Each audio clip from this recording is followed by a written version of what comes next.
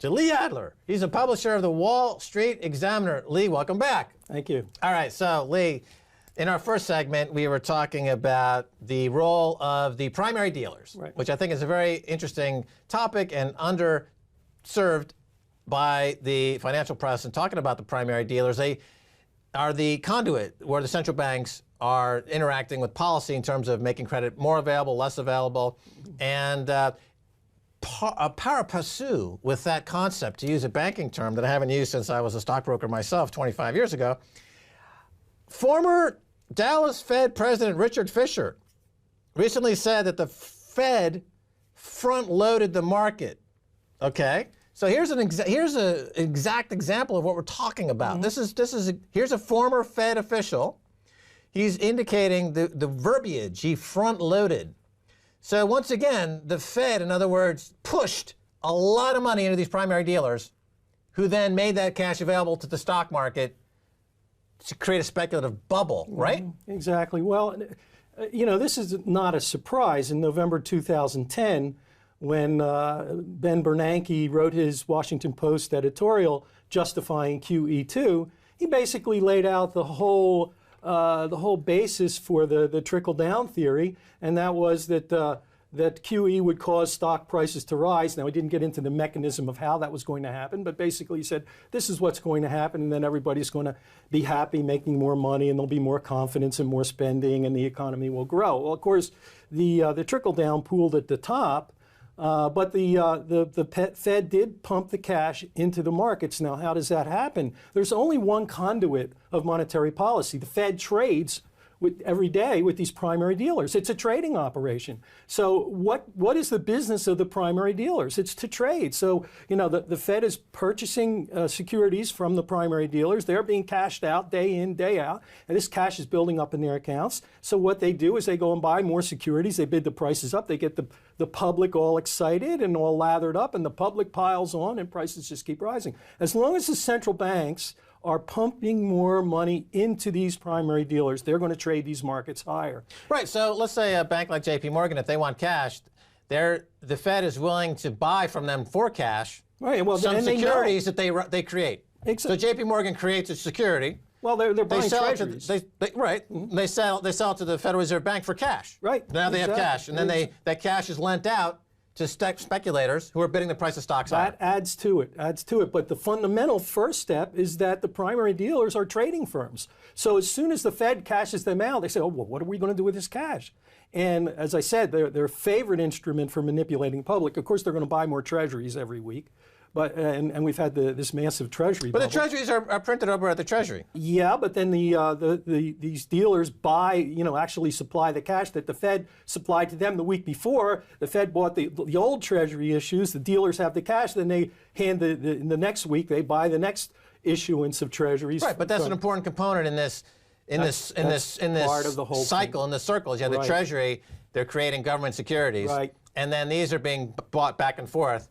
To either the Federal Reserve is buying these for cash to liquefy banks, or they're selling them to drain their balance sheet. They haven't done that in a long time. And they haven't done that in many years. Right. They have more than $4.5 trillion now of stuff on their books that if the value of treasuries were to drop by even 2%, that means the Federal Reserve Bank, by technical analysis, by all intents, is bankrupt. Almost, except that they also hold gold at $42 an ounce, so they're undervaluing their gold. And you know, ultimately, the Fed has a call on the American people. So, you know, through they can raise capital, and they don't really need capital to operate. But and one of the things that the Fed— What do you mean they have a call on the American people? They can just print money. Well, yeah, they can print money, and if they run short of funds, you know, they can go to Congress and say, we need more operating funds, we need more capital. Just as Congress just decided to grab some $19 billion of the Fed's capital to replace highways and bridges in the United States. Congress can ultimately rein in the Fed, but you know they've decided not to do that. Right, by looking at how they, for example, the deposits at the Fed get an interest, and they can say, well, that is applicable or not applicable. They can look at what's going on there, and they can grab money if they're. But here's Lee. Let me posit something to you because it's a problem. Now, what we're describing here is free market capitalism, American style. You know, the capital is circulated, And the idea is you create growth, and that growth creates taxes, and those taxes can keep the government going and pay off the interest on the debt, right? And that's kind of like the underlying principle. But we have something called moral hazard, where if banks are doing bad things, like a JP Morgan is caught dozens of times committing fraud, dozens of times criminal liability, which are only met with a deferred prosecution, or they're slapped with a civil suit. But in other words, here's my question. When the central bank decides that the economy needs more liquidity, and you have actors like a JP Morgan, Goldman Sachs, Citibank, Wells Fargo in this country, in the United States, Yeah. and they're recidivist, law-breaking scoundrels. All you're doing is you're giving them more money to commit more fraud. Right. Is that a fair statement? Yeah, absolutely. It's a financial mafia. The banks are really, but it's legal. It's legal theft what they're doing. They're they make the laws. Yeah, exactly. ISIS thinks that what they do is legal because it's per their laws. Right. Jamie Dimon thinks that what he does is legal because he wrote the laws. There's a lot of illegality too that, as you said, doesn't get prosecuted because only the organization or the corporation is committing these illegal acts, but there's no people doing them, obviously. Right, or they crash the market. Yeah. How many times, if I said to you that whenever the banks are getting close to being prosecuted for crimes, they simply crash the market? That's a good point. Yeah, I hadn't thought of that. That's a very good point. But at some time... we saw that in 2008. Remember, they balked at TARP, $800 billion or whatever it was that they got, and they said, okay, they crashed the market, then they went back into the back room the next day and they passed TARP. Yeah, but the banks have a certain degree of control, but eventually events spiral out of their control. And that's the point you think we're at now? We're not quite there yet, but we are heading there again. And this time, I think it could be even bigger than the last time. I think the Fed has used up its credibility bullets. People are looking around now and seeing, hey, this thing is starting to crumble after 6 or 7 or 8 years of central bank intervention, and suddenly everything looks very shaky. I think there's going to be a crisis of confidence down the road a bit, but the doubts are now creeping into the market. You're seeing it in the market action with the sell-off we've had the last few days, and I think it'll get worse. What people, including this fellow Fisher, are saying that it's tied to China, and the China fears are overblown. Is that correct? Well, I'm definitely not an expert on China. I only know what I read from our friends, and I don't think that's correct. No, I think China's in trouble. Is it correct to say that their place in the global economy is not that important when it comes to financial markets? That I would not say is correct. No, I mean, it's like saying, well, Lehman Brothers is only one bank. Yeah. How could the collapse of Lehman Brothers cause a global catastrophe? Because they're all interconnected. Yeah, so to say that the China market going down won't affect us is again, financial jihadism. It's this belief that the laws of Wall Street somehow are above the laws of nature and the laws of society. China's going to withdraw its capital from the rest of the world. I mean, that might be a slow process, but there's going to be liquidation, and that could be a long... I see this as the beginning of a real secular bear market, not just a cyclical bear market, but something that's going to go on and on and on in waves. And of course, you'll have some bull market periods interspersed with that, but I think we may have seen the top to end all tops here.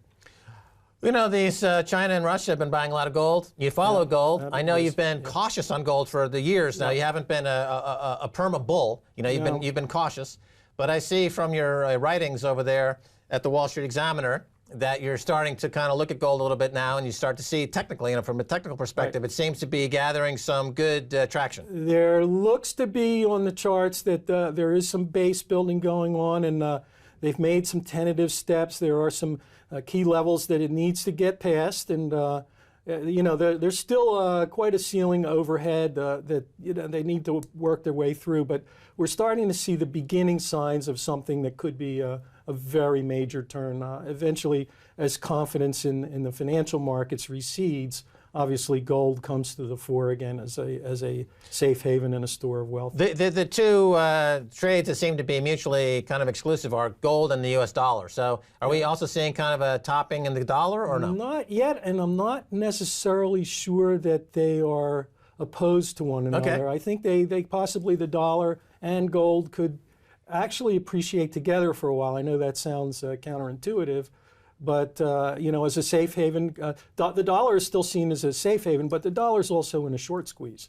So these are the cross currents that are going to make it difficult to hold gold. I think you're going to see a lot of up and down volatility. Right. The total gold market around the world is worth maybe $7 trillion or $7.5 trillion, and the total dollar market is worth hundreds of trillions. Right. So you could see both go up, and even the 1% or 2% of money that would have gone into the dollar going into gold, that could double the price of gold. Absolutely. You know, if the world suddenly thought, if Mrs. Watanabe, the famous Japanese housewife who, on the margins, has driven much of price action in the global bond market for years, if she decided suddenly en masse that, maybe gold looks good here, right. You could see a 1%. It wouldn't take much to move the gold market. Yeah. Well, maybe. Okay. So we got about a minute left or so. Now, hundreds of billions of dollars have been spent on share buybacks. So again, using this we've been talking about the primary dealers and the central banks, they make money cheap. Corporations, instead of spending the money to build capital expenditures, instead of building out more infrastructure, hiring people, brand development, they just use the money to buy back their own stock to make their earnings per share look better than they would be ordinarily. Is that game about over? Oh, I would think so. And it was easy money for them. They're buying back the options that they just issued to their own executives, and so that was a real game of hey, let's take the money while we can. So they did that. I think that we've seen the end of the so-called secular bull market, and we're going to go into a period where there are waves of liquidation, and some of these games are going to be cut back, and we're going to find who's not wearing any clothes financially. I think in 2016, it's going to be a year where we find out who's wearing clothes and who isn't. All right. So finally, your work at the Wall Street Examiner. You're saying, the theme is the last Ponzi game standing is closed. So this would be the stock market. Yeah, the U.S. markets in general, the Treasury market and the stock market, are the last Ponzi game standing. Some would argue that here in London might be the last Ponzi game standing, and I'm not that familiar with it. But they have the least regulated markets here. Yeah. So they get away with a little bit they get more. away with the most. Yeah. Okay. But yeah, I think we're in a secular turn here where the doubts and the confidence that had built up in the central banks, I think, is beginning to wane, and that could lead to a huge crisis in the next year or so. Okay, Lee Adler, thanks so much for being on the Kaiser Report. Thank you, Max.